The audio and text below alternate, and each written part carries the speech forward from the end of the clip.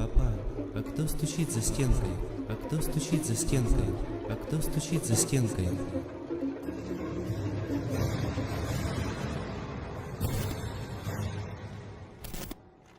Мне 32 года. В прошлом я программист. Сейчас работаю трубочистом в ДС. Да, натурально трубочистом. Обычно для всех новость, что такая профессия еще существует. Название конторы я писать здесь не буду. Их даже в ДС не так много. Всего в конторе 9 человек, 3 бригады по 2. Шеф, вменяемый вполне мужик, бухгалтерша и то ли зам, то ли секретарь, я так и не понял, что точно делает этот хлыщ, кроме как ищет клиентов, звонит и ведет группы в соцсетях. Имеем небольшой, но стабильный гешефт. Занимаемся монтажом и обслуживанием дымоходов для каминов и бойлерных вент-конструкций в офисах, здоровенных койлов в торговых центрах, ну и, конечно же, чистим те самые дымоходы. И не надо шуточек про дымоходы, уже не весело, но теперь сама история.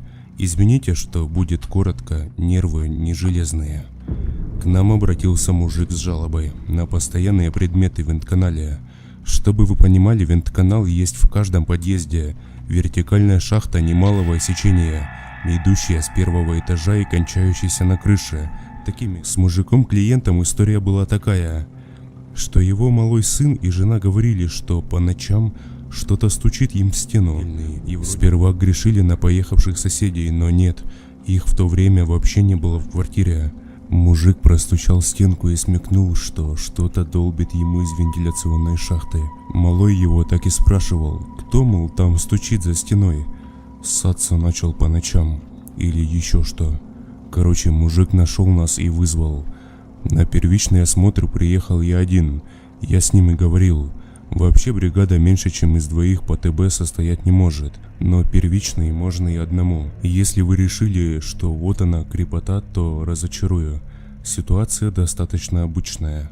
В шахте может оказаться что угодно, вплоть до кошки или голубя. Всякий мусор, тряпки, пакеты и так далее. Обычное дело, а стучало оно и днем, просто днем шумно и не слышно. В общем, травил я себе кабель потихоньку, посматривал на экран. Точно на уровне 7-го этажа я остановился, но там не было ничего, кроме этой самой Ничто не зацепилось, болтаясь за провод или арматуру. Ничего такого. Подумал еще тогда, помню, про то, какие споры эта растительность может распространять по всему дому. Стал спускаться и заметил, что со стенкой шахты что-то не так. Вернулся назад. Вот стою на крыше в своей робе, держу кабель, смотрю в сторону на ноутбук и натурально охуеваю. На бетонной стене общей шахты на уровне квартиры клиента, покрытые плесенью, но все равно отчетливые выбоины, царапины, недоковыренные дырочки какие-то. Полное ощущение, что кто-то очень долго лез сквозь железобетон и успешно лез. Я вижу арматуру, а сами углубления глубиной сантиметров 5-6. Сама стенка не намного толще. Здесь я занервничал. Да, но болезненным мистицизмом отродясь не страдал. Да и не пацан уже. Может, при строительстве обкололи бетон, а плесень лезет из чьей-нибудь кладовки в подвале, где 3 мешка картошки на год забыли. В общем, стал опускать камеру дальше, решив дойти до низа. Длина кабеля позволяла, конечно, и так оно и оказалось. На 5-м этаже уже все стены шахты были в толстом слое плесени. Старался как мог не изгвоздать привод. На уровне 3-го этажа из темноты, на границе видимости, на меня уставилось безглазое белое лицо. Это было похоже на неподвижную маску из фаянса, смотревшую прямо в объектив. На месте глазниц черные дырки. Вообще не видно ничего. От внезапности я на долю секунды опустил кабель, и он соскользнул в метр вниз под собственным весом. Картинка на мониторе прыгнула вперед прямо к белому лицу. Ничего все равно не увидел, только эту маску и темноту за ней. Но когда я тут же крепко схватил кабель, лицо стало приближаться само. Матерясь от ужаса, я как мог быстро вытягивал кабель, уставившись на монитор выпученными глазами. Взмок насквозь холодным потом. Стало тошнить. Неподвижное лицо то пропадало в темноте, то оказывалось близко к камере.